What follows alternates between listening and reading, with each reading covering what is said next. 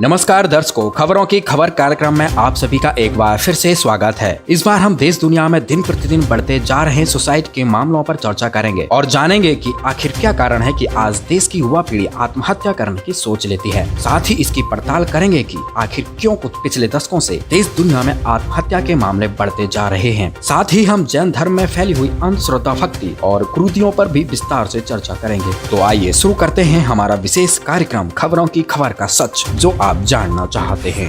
भारत शूरवीरों की जन्म और कर्म भूमि माना जाने वाला देश है। यहाँ पर सैकड़ों क्रांतिकारी महापुरुषों का जन्म हुआ है, जिन्होंने साहस और संघर्ष का अनूठा उदाहरण पेश किया है। लेकिन आखिर क्या कारण है कि आज देश की धरा पर दिन प्रतिदिन सैकड़ों लोग आत्महत्या करने पर मजबूर हो रहे हैं। जी हाँ दर्शकों, सुसाइड के मामले में भी इंडिया बहुत आगे है। पूरे संसार में प्रति वर्ष करीबन 8 लाख लोग आत्महत्या करते हैं, जिसमें से लगभग 17% लोग भारतीय होते हैं। यानी कि करीबन 1,35,000 भारतीय प्रति वर्ष आत्महत्या करते हैं। लेकिन यही आंकड़ा पिछले एक दशक से आसमान को छूता जा रहा है। WHO के मुताबिक चीन, रूस, अमेरिका, जापान और दक्षिण कोरिया में विश्व भर में सबसे अधिक आत्महत्या के मामले सामने आए हैं। साल 2016 में भारत में आत्महत्या का आंकड़ा बढ़कर 2,30,314 हो गया था। रिपोर्ट के मुताबिक 2016 में 15 से 39 साल के आयु के अधिकतर लोगों की मौत का कारण आत्महत्या ही था।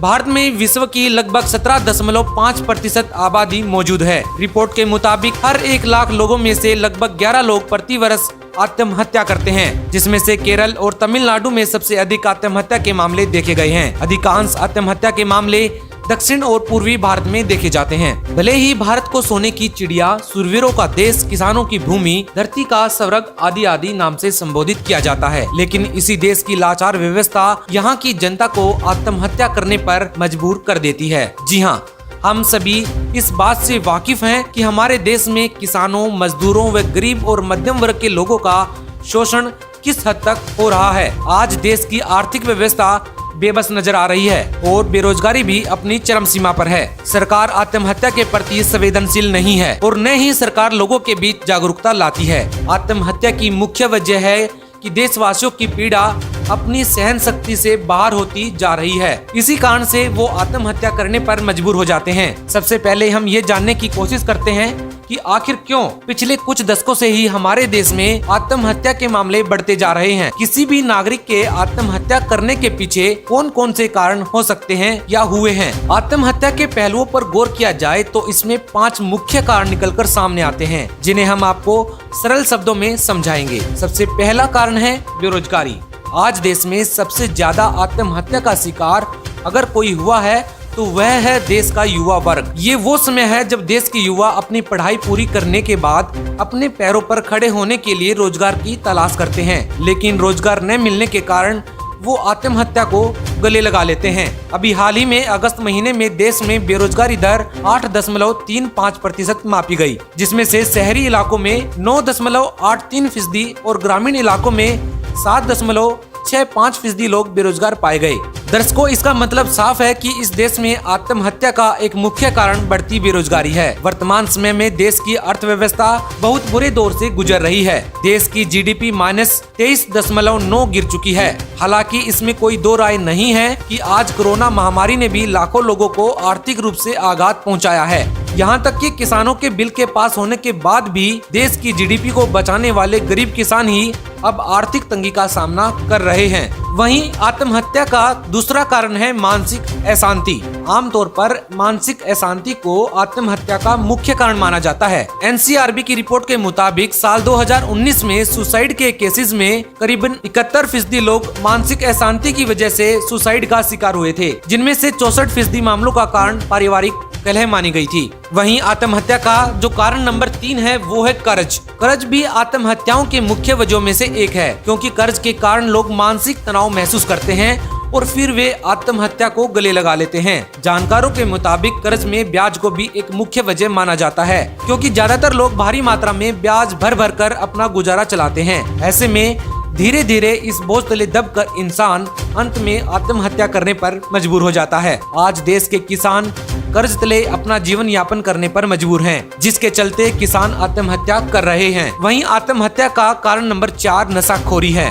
नेशनल क्राइम रिकॉर्ड्स ब्यूरो के मुताबिक करीबन 6% सुसाइड के मामले नशाखोरी यानी कि शराब, अफीम, गांजा, तंबाकू या अन्य कोई भी मादक पदार्थ के कारण होते हैं। इन आंकड़ों में 98% पुरुष और 2% महिलाएं शामिल हैं। वहीं आत्महत्या का यदि कारण नंबर 5 पर अगर गौर की जाए तो वो है आध्यात्मिक ज्ञान की कमी। भले ही आज भारत एक शिक्षित देश हो गया है, लेकिन देश के नागरिक अभी भी आध्यात्मिक ज्ञान से कोसों दूर हैं। आध्यात्मिक ज्ञान न होने की वजह से लोग आत्महत्या जैसे घोर अपराध को करते हैं। हमारे शास्त्रों में लिखा है कि प्राणी को मनुष्य जन्म केवल सत्य भक्ति करने व पूर्ण मोक्ष प्राप्ति के लिए ही मिलता है। सत्य भक्ति न करके इस अनमोल मनुष्य शरीर को नष्ट करके प्राणी घोर पाप का भागी बनता है। भारत में आध्यात्मिक शिक्षा का स्तर बहुत ही खराब है। यहाँ पर सरकार शिक्षा पर करोड़ों रुपए खर्च तो करती है, लेकिन अच्छी शिक्षा व संस्कार दे पाने में वो अब तक असफल रही है। सरकार समय समय पर किसान मजदूरों के लिए योजनाएं तो लाती है, लेकिन अधिकतर योजनाएं भ्रष्ट नेता व अधिकारियों का शिकार हो जाती हैं। आम आदमी तक इसका कोई भी लाभ नहीं पहुंच पाता और देश में मध्यम और गरीब वर्ग के लोगों का शोषण होता है। आइए अब जानते हैं कि आखिरकार दिन प्रतिदिन बढ़ते जा रहे आत्महत्या के मामलों को कैसे कम किया जा सकता है। आज भले ही व्यक्ति ऊपर से खुश नजर आता है, परंतु सच्चाई ये है कि आज हर व्यक्ति अंदर से अनेकों समस्याओं से घिरा हुआ है। जगत गुरु तत्वदर्शी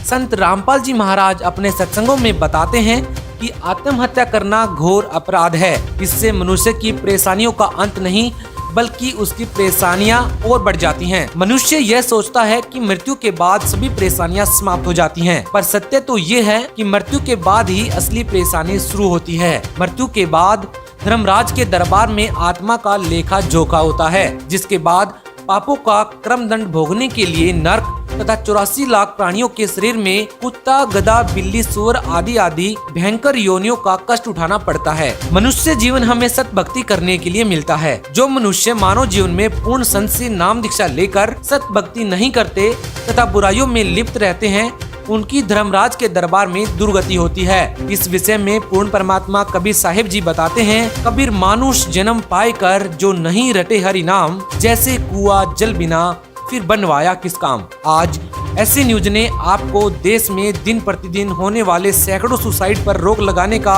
एक सही और सटीक समाधान बता दिया है। जी हाँ दोस्तों, इस कलयुग में जब पाप अपनी चरम सीमा पर होते हैं, ऐसे में सिर्फ पूर्ण परमात्मा कबीर जी ही हमारी सहायता कर सकते हैं। ऐसे में समाज को चाहिए कि जगत गुरु तत्वदर्शी संत रामपाल जी महाराज के मंगल प्रवचनों को सुने व तत्व ज्ञान को समझकर असली सतगुरु की पहचान व परमेश्वर के संविधान का पालन करें। लोगों को चाहिए कि संत रामपाल जी महाराज जी से नाम दीक्षा लेकर सभी बुराइयां जैसे कि चोरी, जारी, ठगी, नशा, रिश्वत आदि को त्याग कर सत भक्ति करें।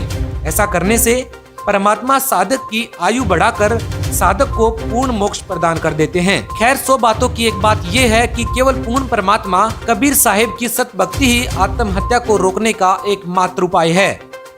तो दर्शकों, इस पड़ताल में आपने देखा कि भारत समेत पूरे विश्व में हर साल लाखों लोग आत्महत्या से अपनी जान गंवा देते हैं। फिलहाल हमारे इस पड़ताल में आत्महत्या से निपटने का समाधान भी बताया गया है, जिसका देश की सरकार व जनता को पालन करना चाहिए। अब शुरू करते हैं दूसरी पड़ताल। तो आइए अब बात करते हैं जैन धर्म की और जानते हैं इसकी सच्चाई विस्तार से। तो सबसे पहले जानते हैं कि आखिर जैन धर्म की स्थापना कैसे हुई। अयोध्या में एक ऋषभदेव नाम के राजा थे। राजा ऋषभदेव जी ने परमात्मा प्राप्ति करने तथा जन्म मरण के दुख से छुटकारा पाने के लिए वैराग्य धारण करने की ठानी, जिसके बाद वे घर त्याग कर जंगल में चले गए। कबीर परमेश्वर जी अपने विधान अनुसार अच्छी आत्माओं को मिलते हैं और उसी गुण अनुसार कबीर साहिब जी ऋषभदेव जी को एक ऋषि के रूप में मिले। कबीर परमात्मा जी ने अपना नाम कबीर ऋषि बताया था और कहा था कि आप जो साधना कर रहे हैं इससे आपको पूर्ण मोक्ष नहीं मिलेगा। मैं आपको सत्य साधना बताता हूँ, वो करो।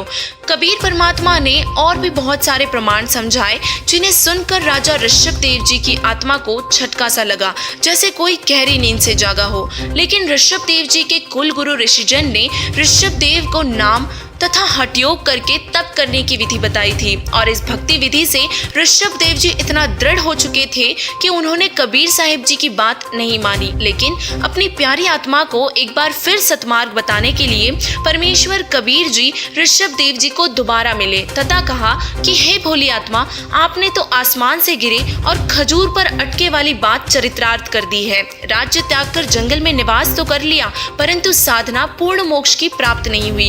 ये तो जन्म मरण के चक्र में रहने वाली साधना आप कर रहे हो। मैं फिर कहता हूँ, मेरे पास सत्य साधना है, आप मुझसे दीक्षा ले लो, आपका जन्म मरण सदा के लिए समाप्त हो जाएगा। जिसके बाद कबीर जी ने उनको आत्मबोध करवाया, परंतु ऋषभ देव ने कबीर ऋषि की बातों पर विशेष ध्यान नहीं दिया, जिस वजह से प्रभु कबीर देव वहाँ से चले गए। राजा ऋषभ देव जी पहले 1 वर्ष तक निराहार रहे, फिर 1000 वर्ष तक हठयोग और तप किया। उसके पश्चात स्वयं ही दीक्षा देने लगे। उन्होंने प्रथम धर्म दीक्षा अपने पौत्र मारीची को दी, जो कि भरत का पुत्र था। मारीची वाला जीव ही आगे चलकर 24वें तीर्थंकर बने, जिनका नाम महावीर जैन था। तो आइए अब जानते हैं कि हठयोगी ऋषभ देव जी से दीक्षा लेकर भक्ति करने से मारीची की आत्मा की कैसी दुर्गति हुई। राजा ऋषभ देव जी यानी कि प्रथम तीर्थंकर जैन धर्म के प्रवर्तक से दीक्षा प्राप्त करने के पश्चात मारीची वाला जीव ने 60 करोड़ बार गधा बना, 30 करोड़ बार कुत्ता,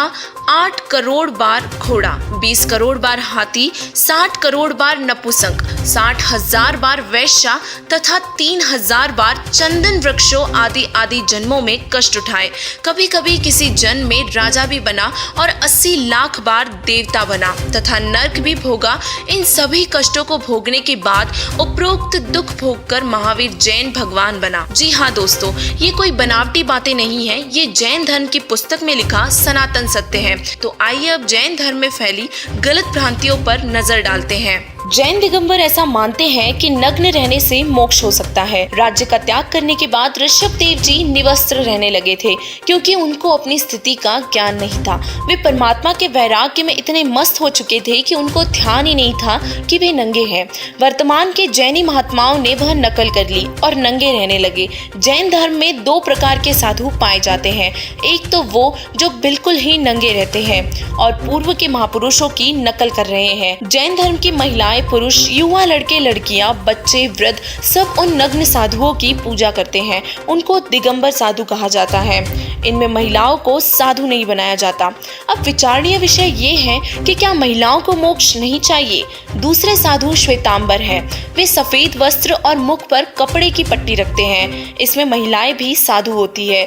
जैनियों का मानना है कि मुख पर पट्टी रखने से जीव हिंसा को रोका जा सकता है और घोर पाप से बचा जा सकता है। और इसी विषय में कबीर परमेश्वर जी बताते हैं, पृथ्वी ऊपर पग जो धारे, करोड़ जीव एक दिन में मारे। जो चौका तुम देवो नित्या, 70 ब्राह्मण की है हत्या। ब्राह्मण सहस्त्र हत्या जो होई, जल स्नान करत है सोई। कबीर परमेश्वर जी बताते हैं कि पृथ्वी पर बहुत से सूक्ष्म जीव होते हैं जो चलते फिरते पैरों के तले कुचलकर मर जाते हैं। एक आम व्यक्ति अनजाने में प्रतिदिन लगभग 1 करोड़ जीवों को मार देता है। यही नहीं, खाना पकाते समय अग्नि में सैकड़ों सूक्ष्म जीवों की मृत्यु हो जाती है, जिससे जीव को 70 ब्राह्मण की हत्या जितना पाप लगता है। और वही किसी तीर्थ स्थान पर स्नान करने से जल के असंख्य सूक्ष्म जीवों की हत्या हो जाती है।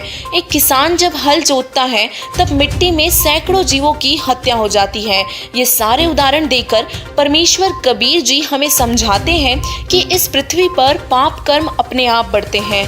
ऐसे में प्राणी को पूर्ण संत से सतनाम और सारनाम रूपी साबुन चाहिए, जो आत्मा के सभी पापों का नाश कर आत्मा को स्वच्छ कर देता है। तो आइए अब बात करते हैं 24वें तीर्थंकर श्री महावीर जैन की, जिन्होंने अपने जीवन में 363 पाखंड मत चलाए। महावीर जैन जी ने तो किसी गुरु से दीक्षा भी नहीं ली थी, यानी कि उनका कोई गुरु नहीं था। और यही सबसे बड़ा कारण है कि महावीर जी का मोक्ष नहीं हुआ है। महावीर जैन ने अपने अनुभव में 363 पाखंड मत चलाए, जो वर्तमान में जैन धर्म में प्रचलित हैं। विचार करें दर्शकों कि महावीर जैन की आगे क्या दुर्दशा हुई होगी। यदि हम गीता और वेदों की माने तो जैन साधकों का मोक्ष तो स्वप्न में भी नहीं हो सकता।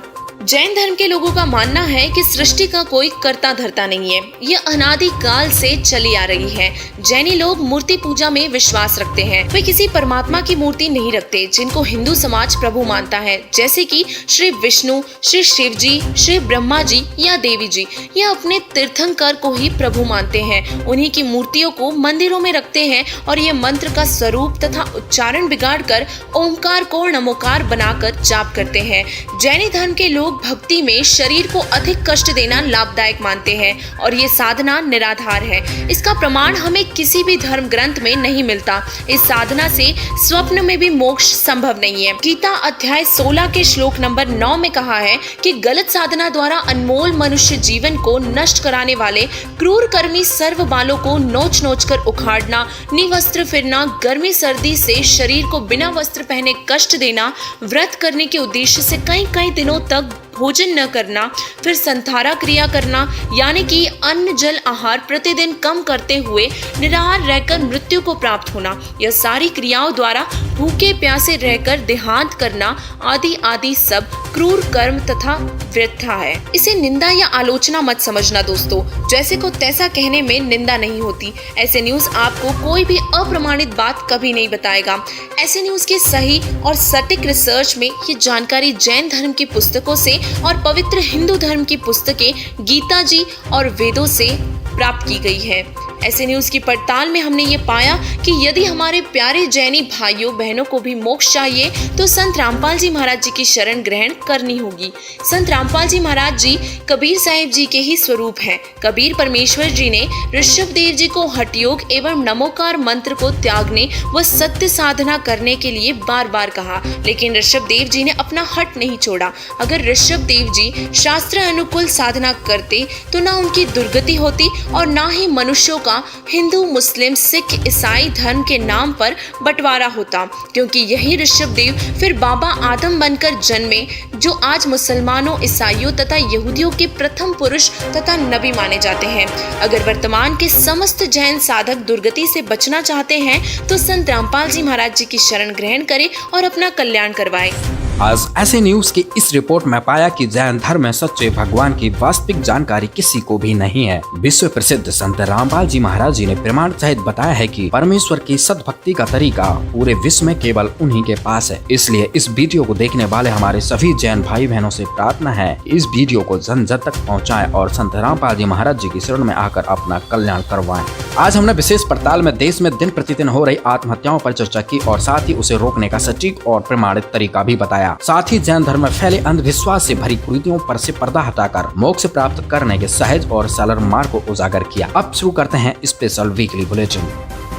अमेरिका में राष्ट्रपति चुनाव हुए। संपन्न चुनाव के परिणामों के लिए अभी भी वोटों की गिनती है जारी, जिसमें बाइडेन है 264 सीटों के साथ जीत के बेहद करीब। इसी बीच कई राज्यों में हो रहे हैं हिंसक प्रदर्शन। इसी मामले में अब तक 60 लोग हो चुके हैं गिरफ्तार। वहीं व्हाइट हाउस और डोनाल्ड ट्रंप के घर को कड़ी सुरक्षा देकर किले में किया गया है तब्दील।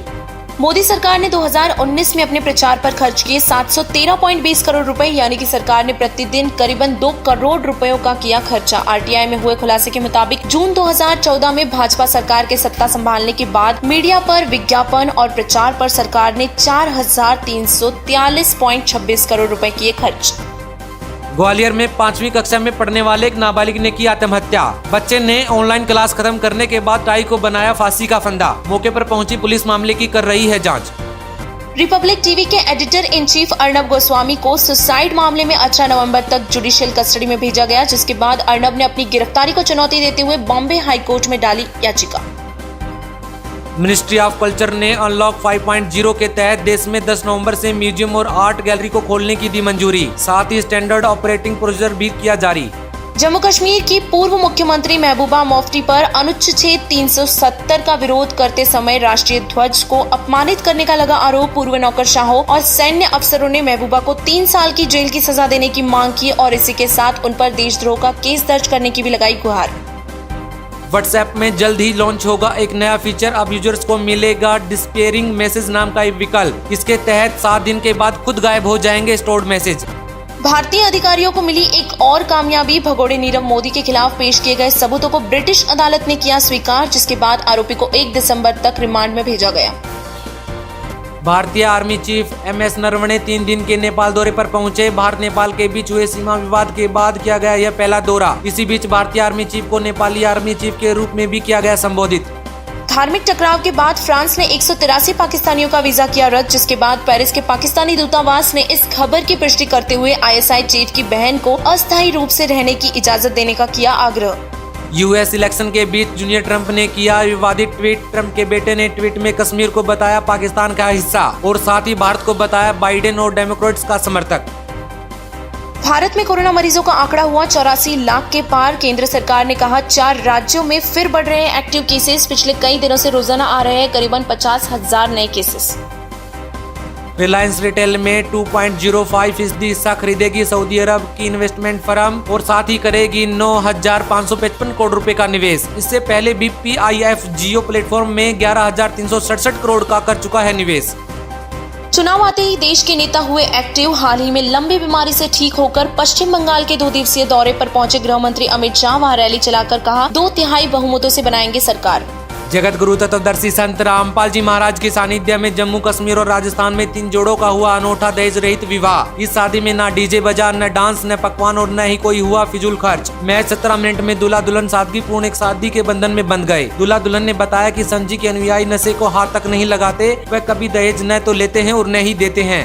ट्विटर पर लगभग हर दिन इस्लाम धर्म की पवित्र किताब कुरान शरीफ का हवाला देते हुए संत रामपाल जी महाराज जी के लाखों अनुयायी इस्लाम धर्म में फैली गलत भ्रांतियों का पर्दाफाश करते आ रहे हैं नजर, जिसका विरोध नकली काजी, मुल्ला व अंध भक्तों द्वारा विश्व के आखिरी पैगंबर बाखबर संत रामपाल जी महाराज जी के खिलाफ टैग चलाकर किया गया। जिसके बाद प्रत्युत्तर में संत जी के करोड़ों अनुयायियों ने कुरान में से अल्लाह कबीर की सच्ची इबादत का तरीका बताते हुए facts of Islam by Sant Rampal ji tag को वर्ल्ड वाइड ट्रेंड किया। आज की खबरों की खबर में बस इतना ही। अब अगले रविवार नए मुद्दे के साथ मिलेंगे। आप बने रहिए ऐसे न्यूज चैनल के साथ, सच जो आप जानना चाहते हैं।